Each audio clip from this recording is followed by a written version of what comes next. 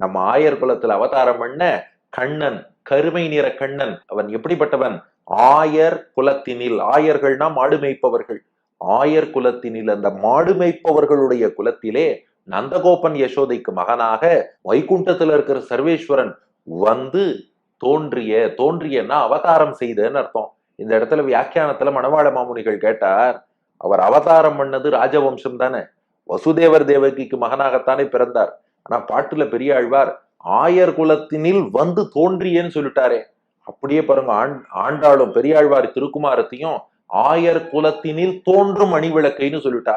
இவன் ஆயர் குலத்துல தோன்றவே இல்லையே, ஆயர் குலத்தில் வளரும்னு சொல்லணும். ஆயர் குலத்தினில் வந்து வளர்ந்த அஞ்சனவண்ணன் தன்னை, ஆயர் குலத்தினில் வளரும் அழிவிளக்கை அப்படி சொன்னா ஓகே.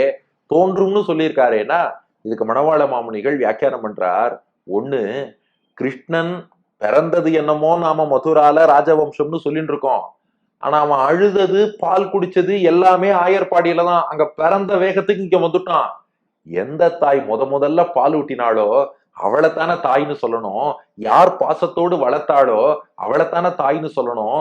ராமபிரான் வனவாசம் போறதுக்கு முன்னாடி வசிஷ்டர்ட்ட சொல்றான், என்னை ஈன்ற தாயான கைகேயி வரங்கேட்டு அப்பா கொடுத்திருக்காரு, நான் போறேன்னா. என்னது ஈன்ற தாய் கைகேயியா? கோசலை இல்லையானா? கோசலை ஈன்றவளா இருக்கலாம், ஆனா தாய் கையில் வளர்ந்திலன், வளர்த்தது தவத்தால் கேக்கையன் மடந்தை. ராமனை வளர்த்தவள் கைகேயி, அவ்வளவு பாசம் காமிச்சிருக்கா. பெற்ற பாசத்தை விட வளர்ப்பு பாசம்ங்கிறது வசதி இல்லையா? அவளையே தாய்னு சொன்னான். அதேதான் இங்கேயும்.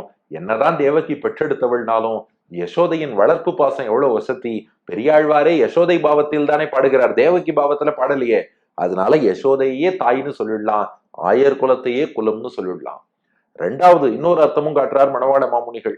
அது என்ன அர்த்தம் அப்படின்னா, இவனுடைய அவதார ரகசியம் எல்லாம் தெரிஞ்சவாளுக்கு தான் இவன் மதுரால பிறந்து ஆயர்பாடிக்கு வந்தவன்கிறது தெரியுமா.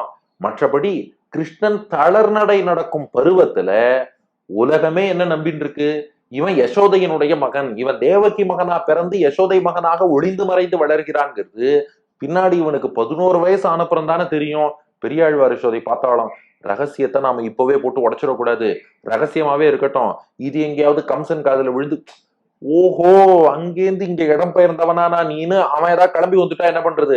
வேண்டாம் வேண்டாம், இவன் ஆயர் குலத்துல பிறந்தானே நம்ம பாடி வச்சிருவோம், வேற யாருக்கும் தெரிய வேண்டாம். இது ரகசியம் அறிந்த ரிஷிகள், வசுதேவர் தேவகி, இப்படி ஒரு 4-5 பேருக்கு தான் தெரியும். அது அவளுக்கு மட்டும் தெரிஞ்சதா இருக்கட்டும். எனக்கு தெரியும், நான் தம்பட்டம் அடிக்கல. எல்லாரும் என்ன சொல்றாளோ நானும் அதையே சொல்லிடுறேன். ஆயர் குலத்தினில் வந்து தோன்றிய